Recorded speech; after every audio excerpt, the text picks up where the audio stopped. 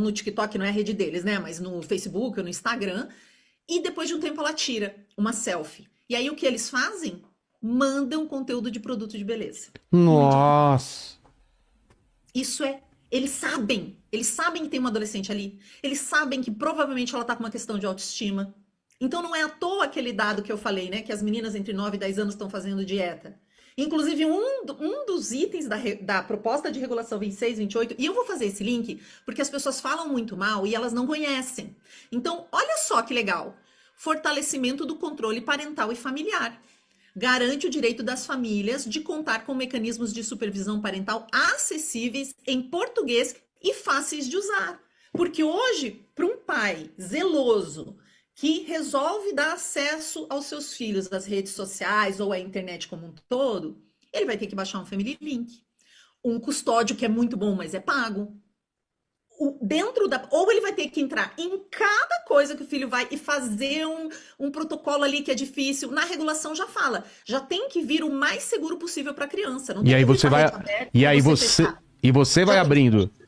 E aí você você vai pode abrindo. se Ah, entendi. claro! Por que, que a É. rede não vem fechada? Que é o jeito mais protetivo para uma criança e vem aberta. Então são coisas até simples se você for ver. A regulação não está propondo pare tudo agora. Não, são coisas que vão proteger.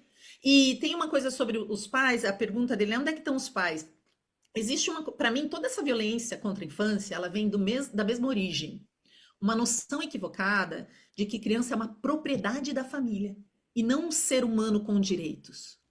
A gente tem que fazer um monte de lei para proteger as crianças da própria família. A gente mata a criança espancada no Brasil. Né? A gente tem um estupro a cada 6 minutos, geralmente uma menina com menos de 13 anos e um menino. Então, não, a gente tem que proteger como ser humano. Então, eles têm direito à própria imagem. A família não é dona da imagem da criança. Ela não é dona nem da criança, nem da imagem da criança, porque ninguém é dono de um ser humano. Você é responsável por esse ser humano. Então, se você pensar assim, poxa, eu não sou dono da imagem, será que ele quer ser exposto? O meu filho? Posso perguntar, ele tem uma noção do que é? Ele tem a real noção de todo o perigo de se expor para ele decidir sozinho? Né? A rede social é um contrato. Com que idade a gente pode assinar contrato com uma empresa no Brasil? 13 anos a pessoa tem capacidade de assinar um contrato com uma empresa? Porque aquele aceite é um contrato. Um contrato de que tudo que está ali pode ser usado por eles. Pois é. Lene, mais uma pergunta. Ó, o Maicon, ele perguntou o seguinte: se o algoritmo aplica a sexualização infantil, isso ocorre na mesma proporção em todos os países ou há influência de fatores culturais, sociais e econômicos? Aí ele dá um exemplo aqui. O funk causa impacto? Quer começar aí? O Joel? Cara, eu acredito que em todos os países deve haver as instruções primárias para que o algoritmo passe para esse tipo de grupo. Todo mundo, em qualquer país, expõe os filhos. Isso não é necessariamente uma regra do Brasil. O que acontece no Brasil é a quantidade gigantesca de influencers que tem o nosso país e de influencers que fazem sucesso com esse tipo de situação. Aí tem sim bastante gente. E eu acho que também tem uma questão da pobreza e desigualdade do nosso país, e que a hora que a pessoa começa a monetizar com os próprios filhos, ela vê uma fonte de renda ali, e aí ela vira escrava não, ela continua fazendo esse tipo de coisa. Porque grandes influencers também fazem isso. Tem influencers que criaram perfis para filhos que nem nasceram.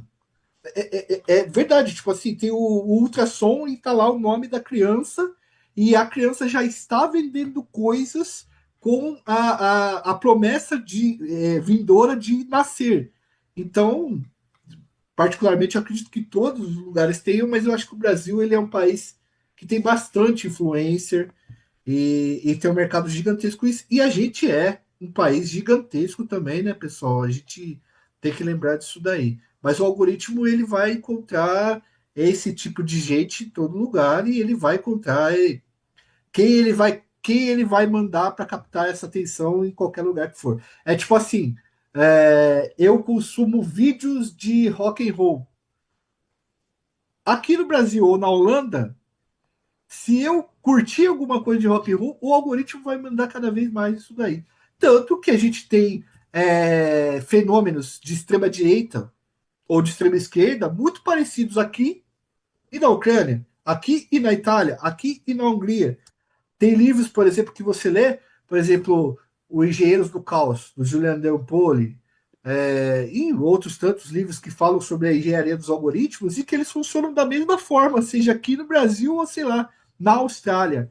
Então é uma questão universal mesmo.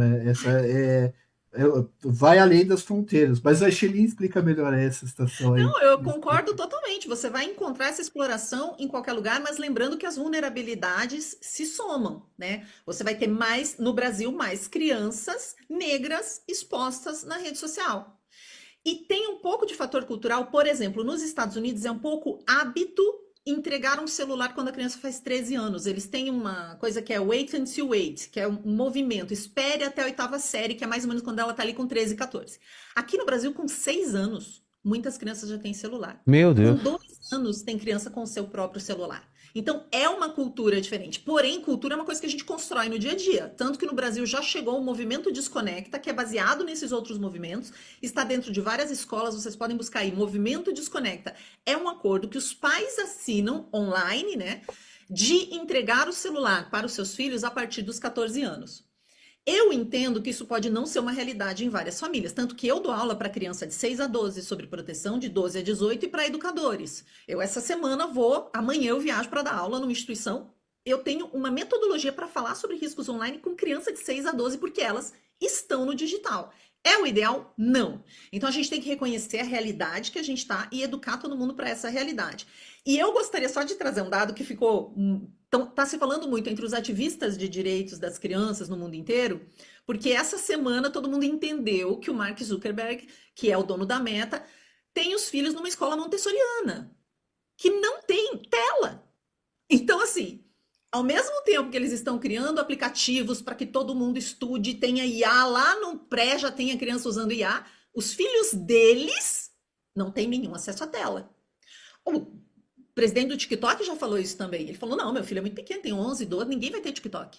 Putz. Então tem uma coisa aí que a gente pode analisar. A gente não admira tanto, as pessoas adoram admirar esses grandes gigantes da tecnologia. Eu trabalho muito com inovação também, em grandes empresas. Dá pra gente olhar mais o que eles fazem na própria família do que o que eles vendem para nós. As escolas, teve uma lei federal aí, né? E as escolas aqui do estado de São Paulo, eu não sei, Shelly, você é do estado de São Paulo também? Moro aqui. Tá.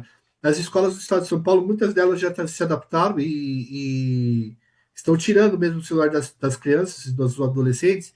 E assim, você conversa com os professores, eles dizem que mudou muita coisa, cara. Tipo, o rendimento escolar, a quantidade. Então, a gente tem um discurso, muitas vezes,